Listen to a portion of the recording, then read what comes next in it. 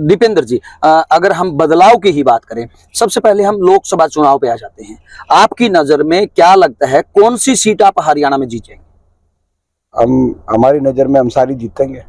BJP वाले भी कह रहे हैं कि हम हर हाल में जीतेंगे। हाँ तो ठीक है, उनको भी कहने दो, इसमें क्या है। तो आप लोकसभा का चुनाव लड़ेंगे? मैं निश्चित तौर से रोहतक लोकसभा चुनाव से मैं चुनाव लड़ूंगा जी। वहीं अगर हम बात करें हिसार की, तो हिसार से कौन उम्मीदवार हो सकता है आपका?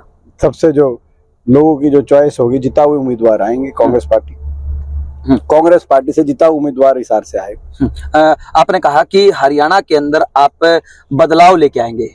बीजेपी ने 75 पार का नारा दिया था, हो सकता है कि अब की बार 85 पार बोल दे।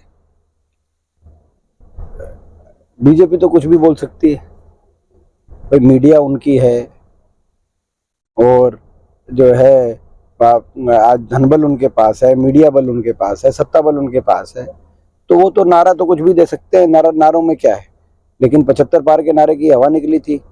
अगला जो नारा होगा इस बार और ज्यादा हवा निकली, क्योंकि लोग, हरियाणा के लोग बीजेपी की सरकार के कार्यशैली संतुष्ट नहीं है। हरियाणा में एक कोई बड़ा काम किया बताओ आप? हरियाणा के अंदर ये परिस्थिति थी कि 75 पार का नारा लोकसभा की जीत को देख के इन्होंने दे दिया, लेकिन हकीकत ये थी लोग उससे खुश नहीं थे बीजेपी से।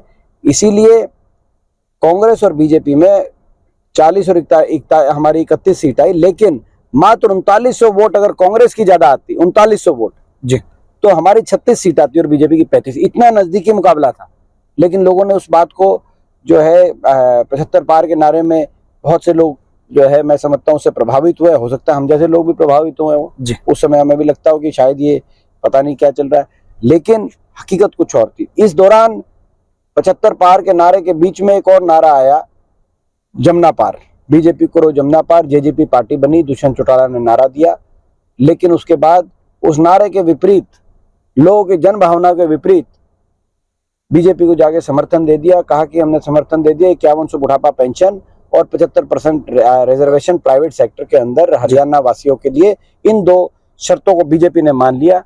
आज 5 साल के बाद दोनों शर्तें तो मंजूर ही नहीं हुई। तो यानी कि वो विश्वासघात था, बहुत बड़ा विश्वासघात का उदाहरण देश के और प्रदेश के राजनीतिक इतिहास में। जब इतिहासकार जो किताब लिखेंगे तो इस धोखे का जवाब जरूर एक चैप्टर में नंबर 1 नाम इसका इनका आएगा। प्रदेश में ऐसे हालात होते, 10 सीटें आपके पास होती, तो ऑप्शन में क्या करते आप? तो निश्चित तौर से कांग्रेस का साथ देना चाहिए था उनको। बीजेपी खिलाफ वोट लिया आपने, कांग्रेस का साथ देते। कांग्रेस का पहले दिन से 5100 बुढ़ापा पेंशन भी आती, बड़े बुजुर्गों, कितना नुकसान हो गया हरियाणा का। तो मैं समझता हूँ कांग्रेस का साथ देना चाहिए था। उस समय हुड्डा साहब की सरकार बनानी चाहिए थी। उसमें लोग इन्हीं को कहते कि ना आपने, इन्होंने अच्छा कदम लिया, लोग ये बात कहते, इनको फायदा होता अगर ये उस टाइम ये काम करते। लेकिन जो है मैं समझता हूँ इनके विश्वासघात इन्होंने किया, और जनता आने वाले समय में तैयार बैठी है।